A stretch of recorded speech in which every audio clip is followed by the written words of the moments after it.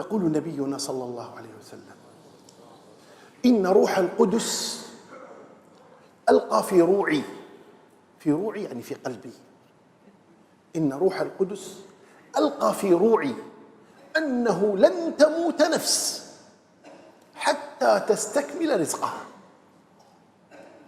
ألا يطمئننا هذا؟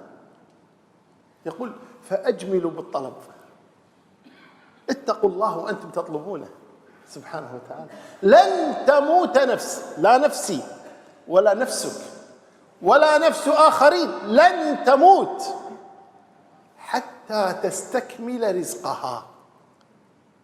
فأجملوا في الطلب. بل جاء في الحديث عن النبي صلى الله عليه وسلم: لو كان أحدكم يهرب من رزقه كما يهرب من الموت لأدركه رزقه كما يدركه الموت.